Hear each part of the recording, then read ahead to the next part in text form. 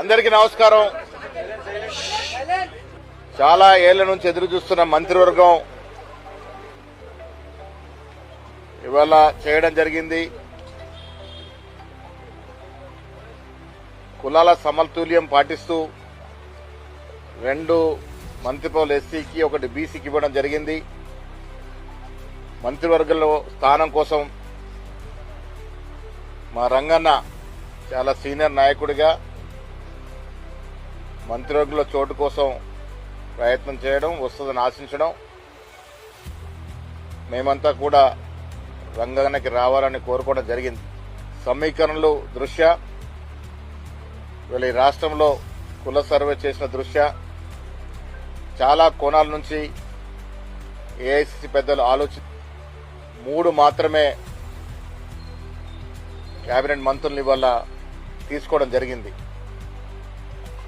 ఇంకా 3 కేబినెట్ బర్తులు ఖాళీగా ఉన్నాయి. ఇవాళ రంగారెడ్డికి వచ్చినప్పుడు రంగన్న గాని వారి నాయకత్వంలో పనిచేసే కాంగ్రెస్ సీనియర్ నాయకులు గాని, కార్యకర్తలు గాని వారి కోరిక సమంజసమైనది.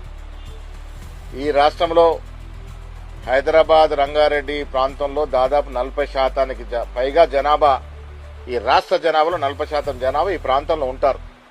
కాబట్టి ఈ ప్రాంతానికి కేబినెట్ లో చోటు కల్పించాలని వారి సమంజసమైన కోరిక మాకు చెప్పడం జరిగింది. ఇది మేము కూడా సమంజసమైన కోరికనే భావిస్తా ఉన్నాం.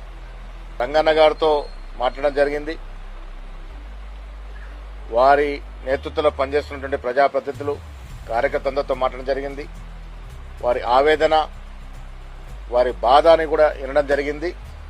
ఇవన్నీ కూడా ఏఎస్సీ ఇన్ఛార్జిగా ఉన్నటువంటి మీనాక్షి నటరాజన్ ఇక్కడ రావాల్సి ఉండే కొన్ని కారణాలు రాలేకపోయింది. వారికి, ముఖ్యమంత్రి గారికి, అదేవిధంగా ఏఎస్సీ పెద్దలందరూ కూడా ఇక్కడ జరిగినటువంటి విషయాల్ని, వాస్తవాల్ని చెప్పి వచ్చే రోజుల్లో ఈ ప్రాంతానికి తగు న్యాయం చేసే విధంగా ప్రయత్నం చేస్తాం. Thank you.